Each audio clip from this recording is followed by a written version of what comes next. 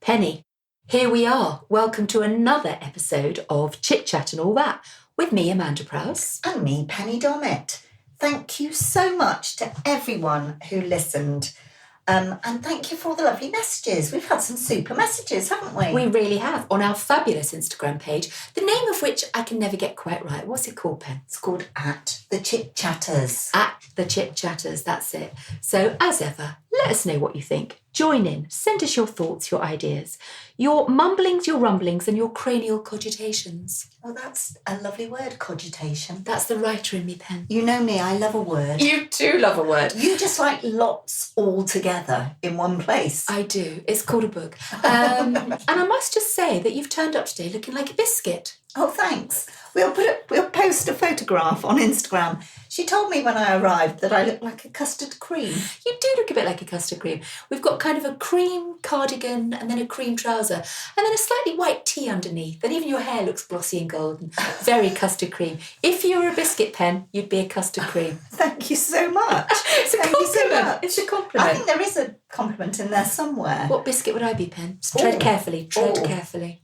We talked about Garibaldi's last week and you didn't like Garibaldi, did you? Not a fan. No, not a fan. No, I can understand that. Yeah. I was just thinking about something terrible, actually. My nan used to have a biscuit barrel and it was actually shaped like a barrel. Yes, we did. Did you? Yes. Is that 60s? Is that the 60s, 50s? I'm not sure. I don't know. It literally was shaped like a barrel with a little handle. And very unhygienic because she used to decant all the biscuits. Do you decant a biscuit? One doesn't know as they never last that long in our house. She used to tip all her biscuits into this manky wooden barrel and then we'd all put our fingers in and choose one and have a rummage, touching the Garibaldi as you're passing, trying to find a custard cream.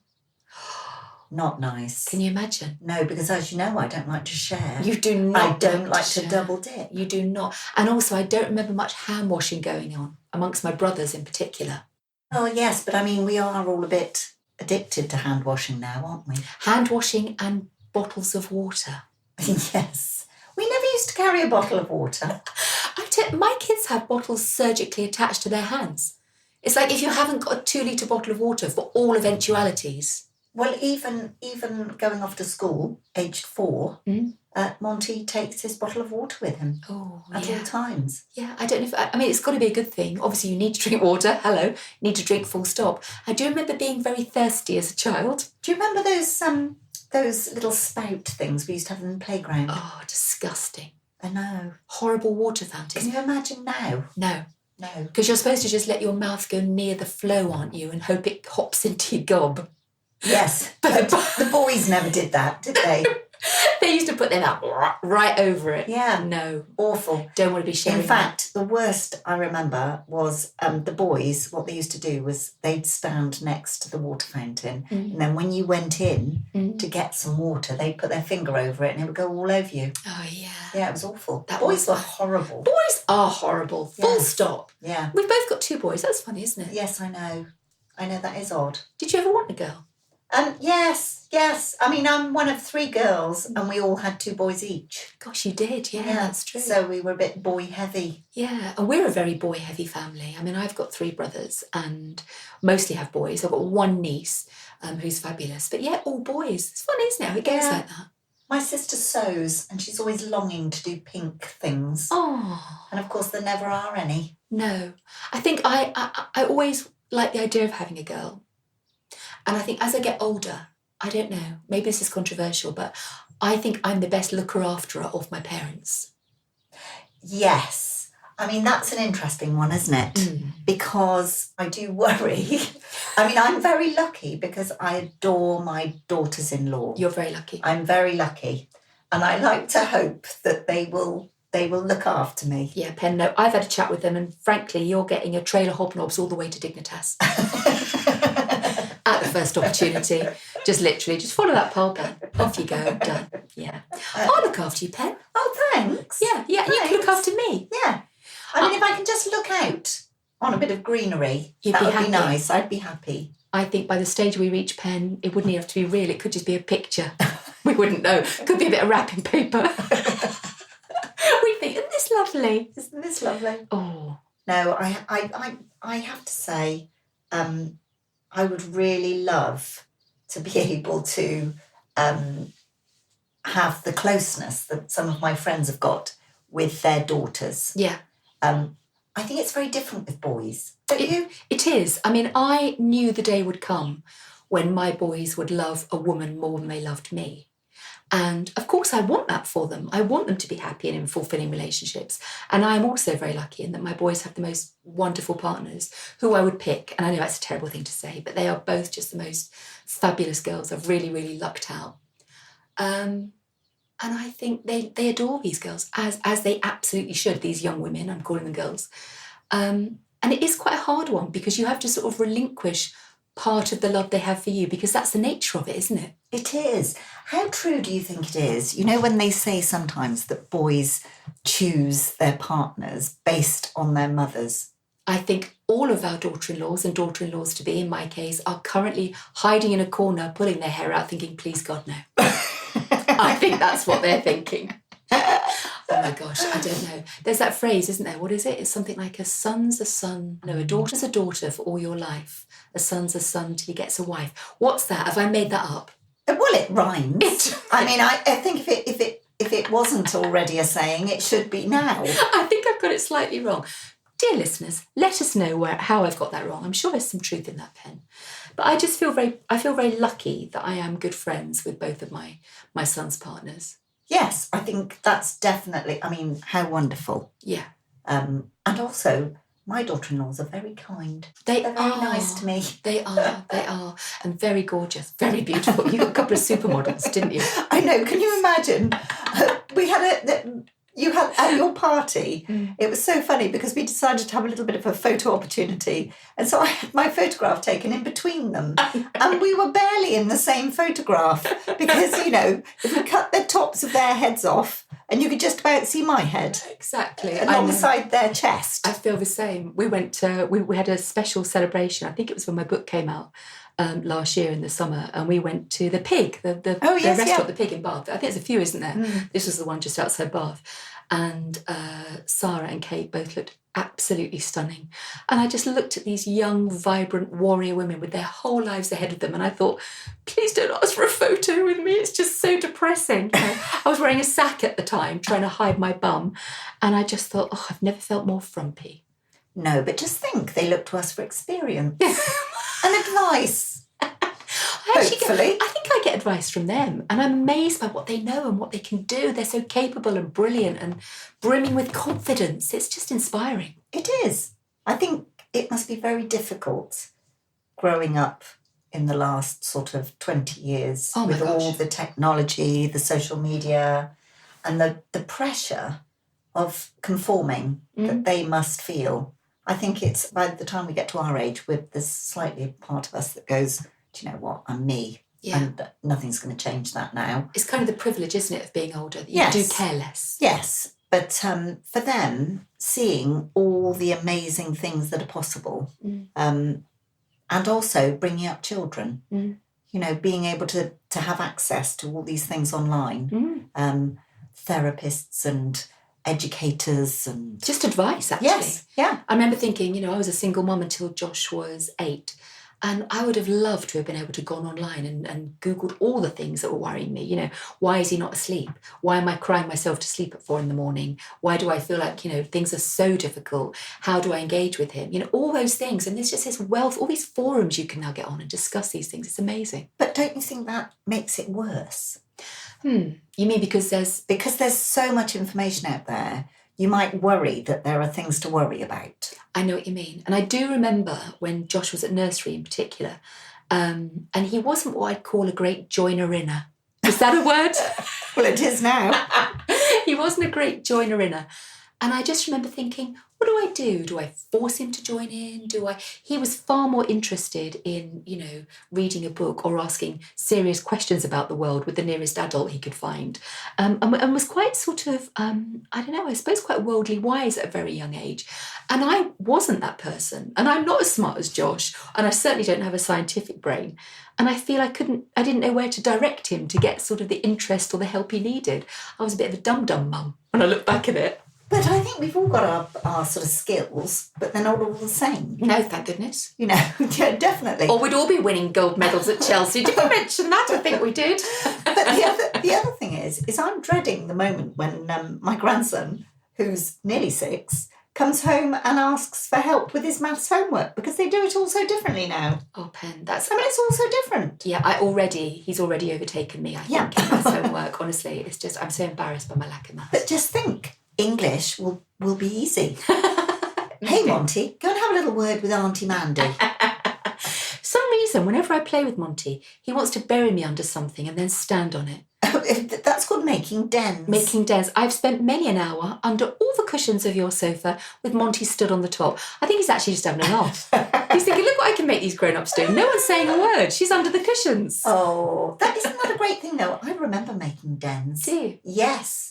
I absolutely loved making a den. And in fact, there was a local park and we had the most wonderful den in one of the trees. Oh. And literally, it was, I have such great memories of sitting in Hedgemead Park in Bath in our den. And I love that. I had little friends who lived along the road and we used to go over there for hours. Wow. I mean, hours.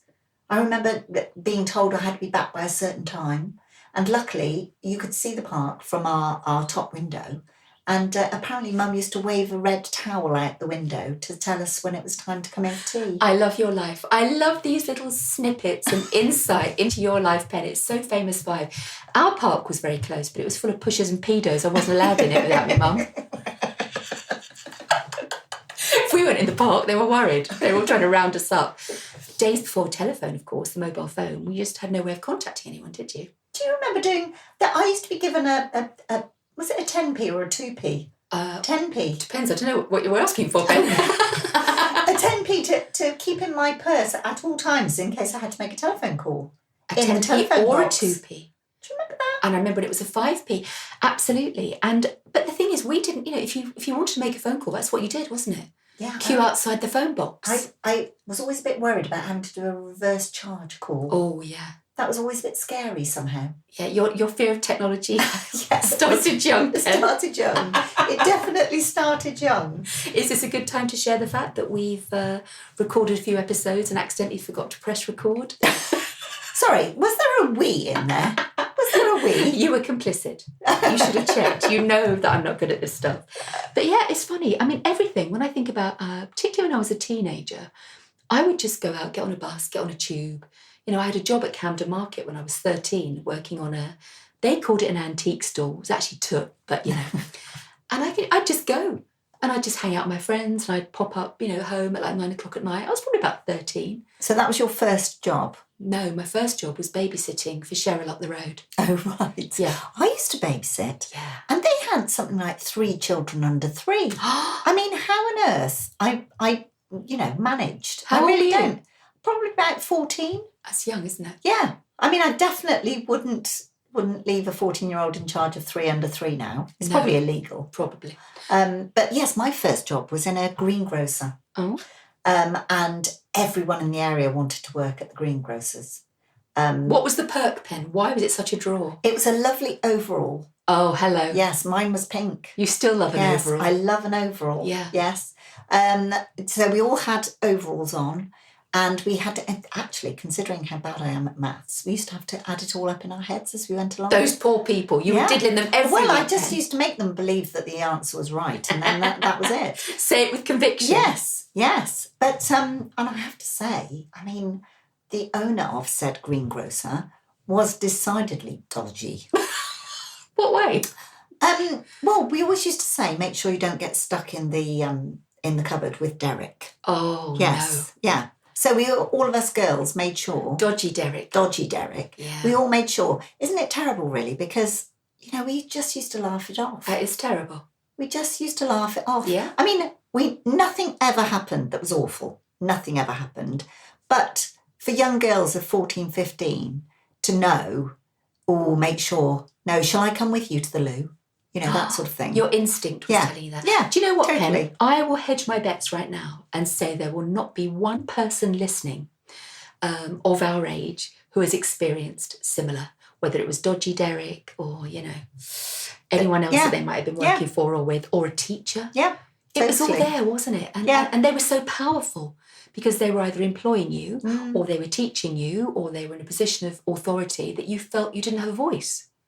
No, it was so such a strange... I was so proud of the fact that I was working on a Saturday and earning a little bit of money.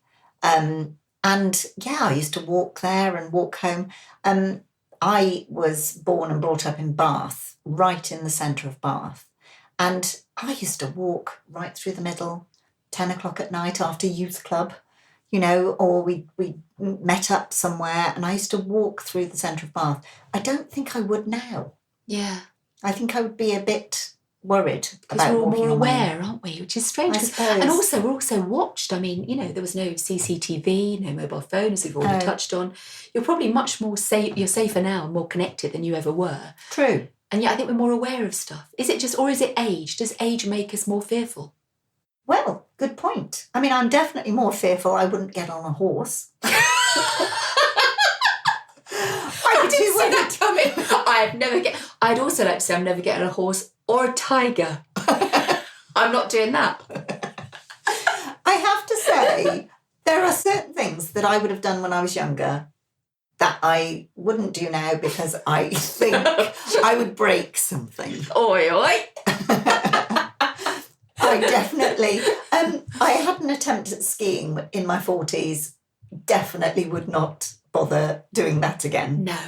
Definitely I don't not get mine. skiing, Pen. No. Am I allowed to say that? I don't get it. No, I don't either. Yeah. And yet people that I know absolutely adore it would prefer to do that than have a hot holiday. Well, they're wrong, aren't they? Oh, Obviously.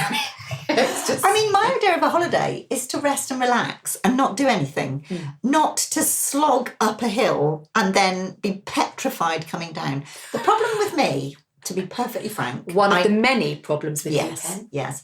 But one of the main problems with me in skiing is I don't like heights. So trying to get onto a ski lift or a gondola, I literally have to have... A gondola? That's what, Venice? No, a ski gondola. What's that? It's a bit like an enclosed ski lift that goes up to the top of the mountain. Okay.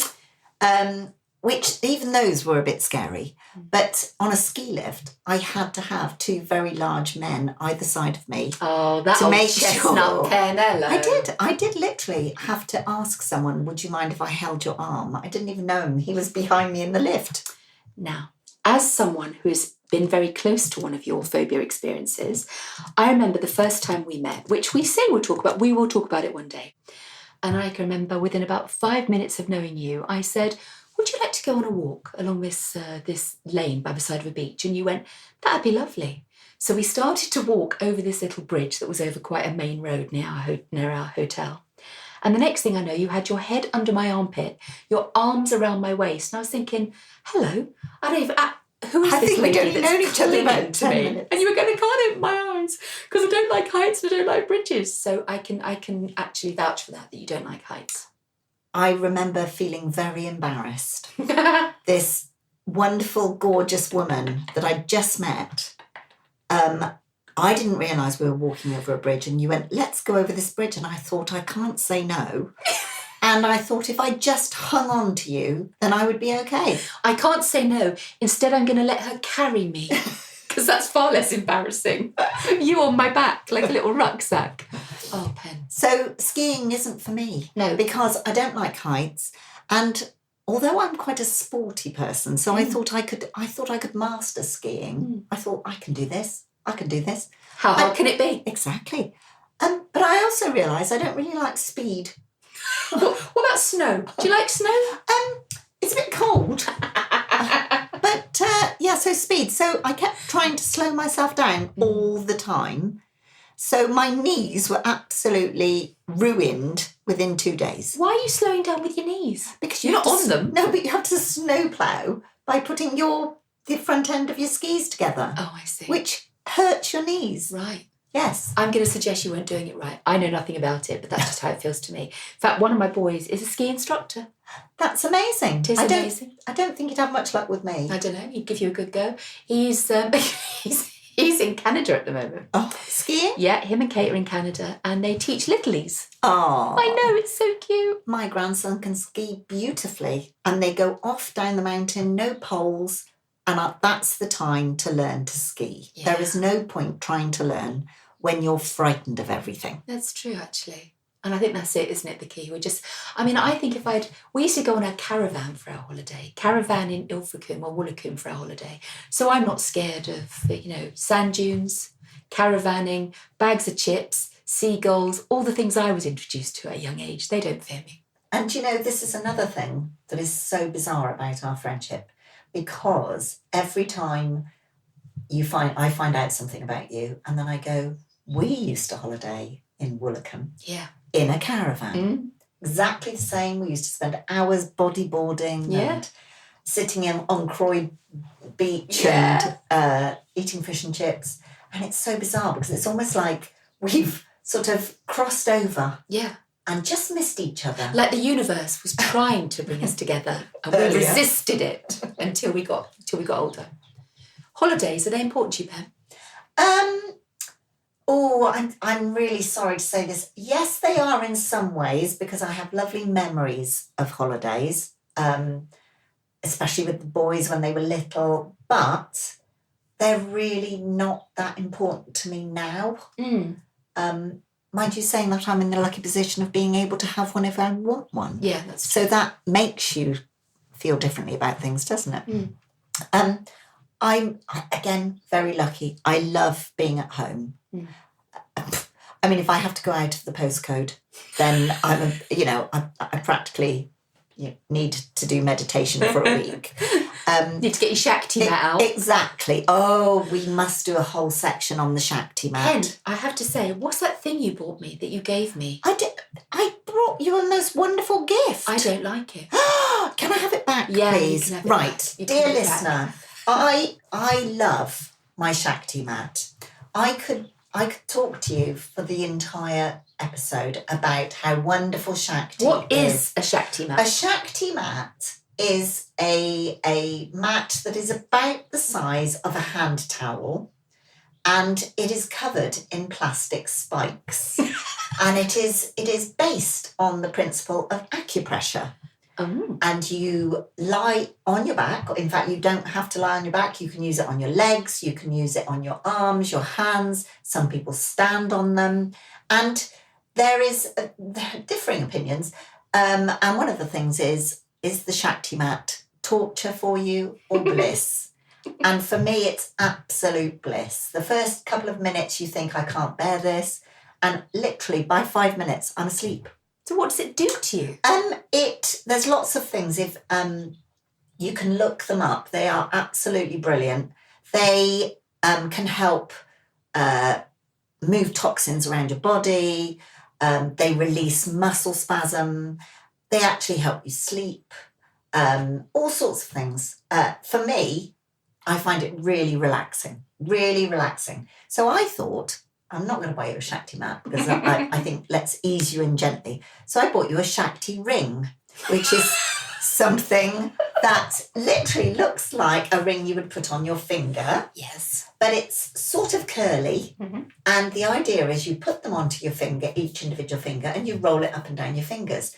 Because I have arthritis in my fingers, I have a Shakti ring and I love it. I sit there watching TV and I roll it up and down my fingers. And it makes your fingers sort of buzz, doesn't it? You obviously didn't like it. Well, it's funny. So my absolute pleasure in life is at the end of a day writing, I go to bed and I always have about 40 minutes before Simeon comes upstairs, and that is my peaceful time. I have a quick bath, I pop some perfume on, if it's good enough for Coco Chanel, it's good enough for me. And I literally lay there in a clean bed, lamp on, and it's just those 40 minutes of decompression and happiness during my day. And during this time, obviously, I watch the Dorrells because I love the Dorrells. I love everything about that programme. Is it the new Dorrells or the old Dorrells? The old Dorrells. No, the new. I've watched, I think there's 4 series, and I just watch them on repeat. And I get to the end of series 4, and I go back to series 1, and I start watching them all over again. That's amazing. Or odd, I'm not sure. But that's one of my quirks. I do that with music too, but I just listen to the same song on repeat. But I watch the Dorrells over and over, and I kind of half listen to the dialogue. But I'm looking at the scenery, I'm watching the sea move, I'm looking at the boats, that beautiful blue Aegean sky, the food they eat, the costumes. It's all set in the 30s, which is absolutely wonderful.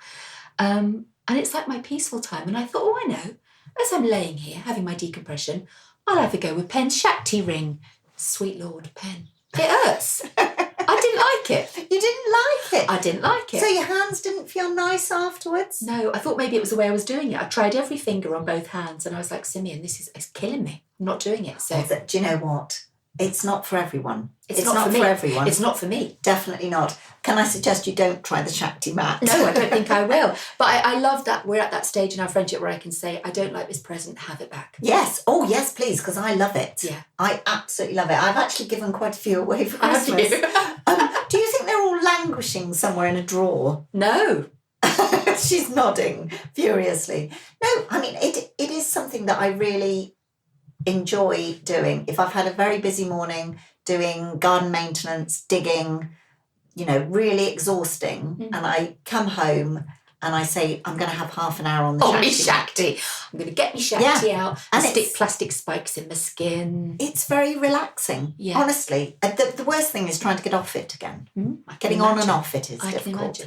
But I can guarantee it's wonderful. I really, really love it. Blissful. I like the way you say, are you going to shove it in a drawer? Because I have to say, Pen, I am a bit guilty of that. I have so many drawers in my house full of utter rubbish, bits and bobs drawers in every corner, and it's all I can't throw anything away. I have difficulty throwing things away, but sometimes you know how you just get it in you and you think, right, I've got to clear out the clothes drawers, and you get a charity bag and you start having a bit of a declutter, and it's weird how once you start, then I find I can't stop. Yeah.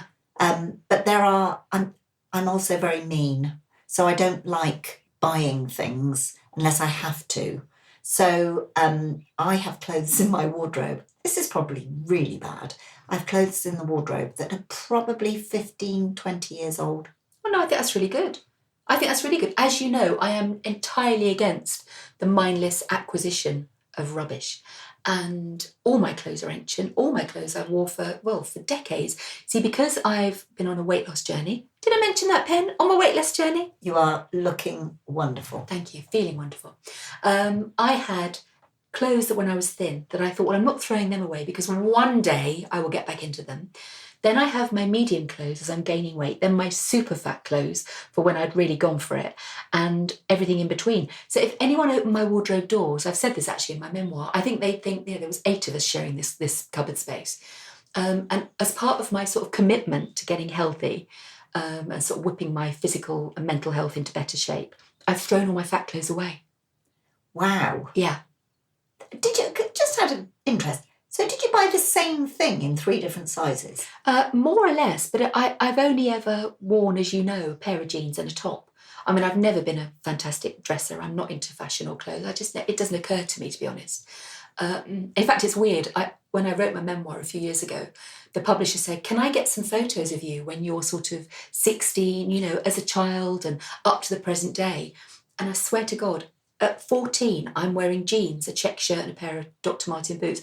And I wear that now. And I think I'm wearing the same thing at 56. Nothing's changed. Same hair even. But, I mean, your mum tends to look very, how can I put it? Sort of, I don't want to say young, but she wears things with a powerful look. She does. So my mum was always dressed really, really well. My mum was a model for Mary Quant back in the day. You can see that. You can. She's a very beautiful lady. She is. I sadly look up like me nan. But she's a very beautiful lady, and she has that sort of very dark black bob. And she has no grey hairs at all, which is really interesting. So it's quite a youthful thing, she isn't doesn't it? Colour it. Never coloured her hair. Well, she has. She's dyed it, blonde and pink and all sorts. Yes. But no, she doesn't colour her hair at all. And I think she looks like a good late 60s, really, but she's actually nearly 80, which is phenomenal. But, I mean, I've seen her in Converse. Oh, she always wears Converse. And she looks fab. Her look is kind of part way between, I'd say, Mary Quant and sort of quite a Japanese, she sort of wears 3/4 length, very, sharp fitting linen trousers and a sort of Chairman Mao jacket, that kind of look. But she can always carry it off. But she has a very tiny wardrobe. She has maybe 8 items at any one time, and each one costs a lot of money, and she wears it, really well, and she'll accessorise it. She just knows how to do it. I didn't get that gift, sadly.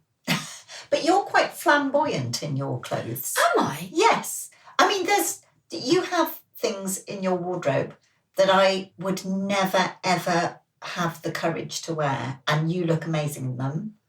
But I just couldn't do it. I'm not very good with patterns. Are you thinking my kimono look?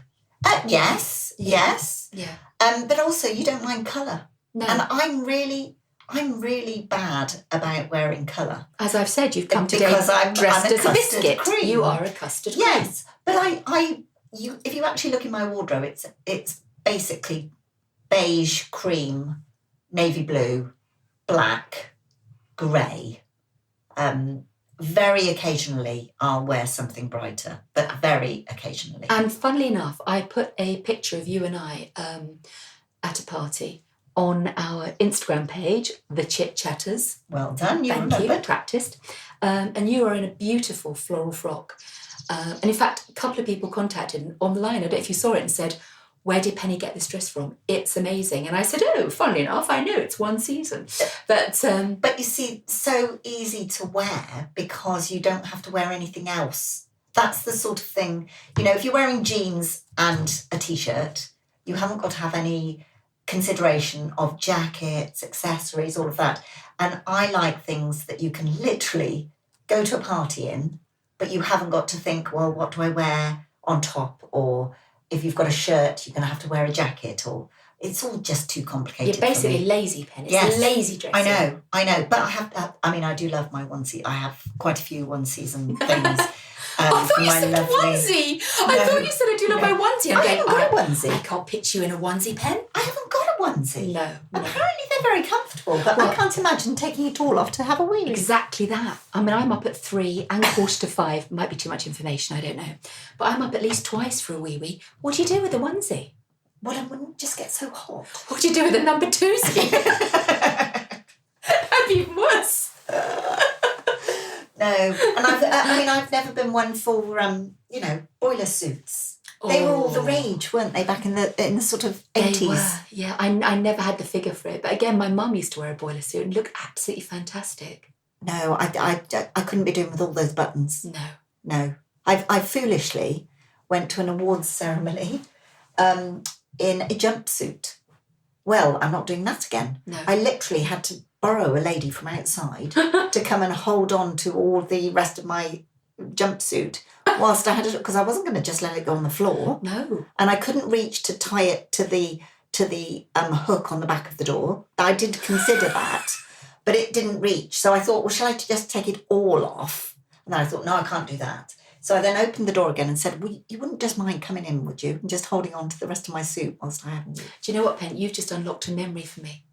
When I was about 14, I begged my mum to buy me some yellow and white striped dungarees. And I was desperate for them. And she's like, oh, they're very expensive. I was like, I really want them for this party. Anyway, on the day, of course, my mum turned up with these yellow and white striped dungarees. I looked a bit like a banana split, but I thought I was the bee's knees. And I went to this party and there was a boy there I really fancied. His dad was, I think, the Archbishop of Canterbury. That's a whole other story. And I thought, well, I'm desperate for the loo. And I ran upstairs into this girl's house. Unbeknown to me, the whole of the back of my dungarees and the straps were in the loo. I know, in the loo water. Did a wee. And it was only when I got off the loo and flushed that I realised I was absolutely soaked from the back out. So what did you do? Cried, obviously. What else do you do? You when cry. You're 14. Yeah.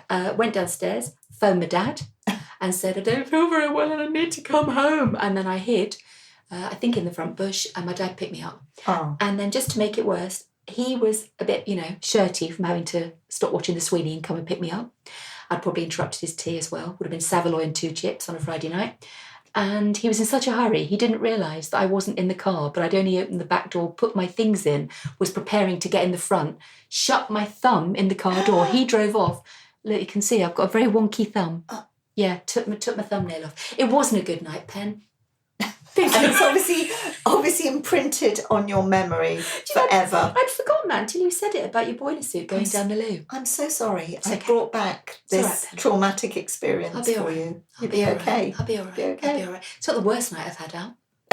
I remember once when Simeon's a soldier, for anyone that doesn't know, he's an army officer.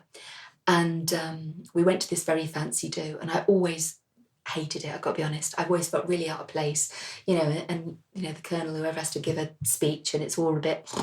And I can remember this colonel was standing up and giving this speech and was talking about Afghanistan and other things.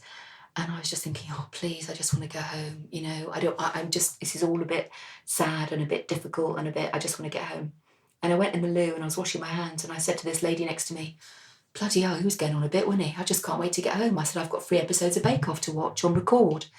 And she said, well, my husband likes to give. And she was the colonel's wife.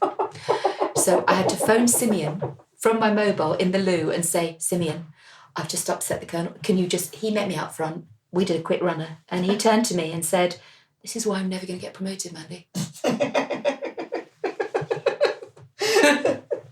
It wasn't good. Ruined his chances. Ruined. There was another time I went to a fancy dinner and the man on the table sitting with us was throwing spoons at Tim Henman. That's a whole other story. How bizarre. It was bizarre. So I'll tell you all about that off mic, I think, Pen. Oh, I can't wait. Yeah. I can't wait. So, back to holidays. I do love having some time away from the garden because there is always something to be doing. Always something to be doing. Especially at this time of year. We are very busy in the garden. Lots of seeds to be sown, shrubs to put in, perennials, things to be cut back. And so you constantly feel that that you should be working. That's the problem. And the only way I can stop is if I'm actually taken away. Take her away. Take me away. And it is lovely when you do, but I could just have a day away. And it's a real treat to have a day away. Because I can't be bothered with the airport. Well, and travel. Ugh. And I mean, I'll be honest, it's people. Yeah. I mean, it's having all those people together.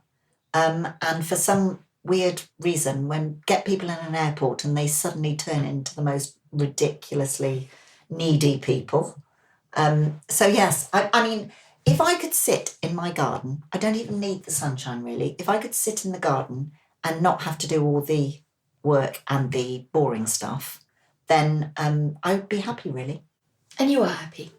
Oh yes, definitely. Are we lucky? We are very lucky. We are. I think we've got outside space, we've got each other and all these wonderful people listening to our podcast. I feel very lucky. And I really hope that everyone's enjoyed listening to us on our chit-chat and all that. I think it would be really great if anybody has anything that they want to let us know. Message us on Instagram @thechitchatters. Tell us what you'd like to hear. Yeah. Tell us what you think. Please do. And thank you so much for joining us. Until next time, take care.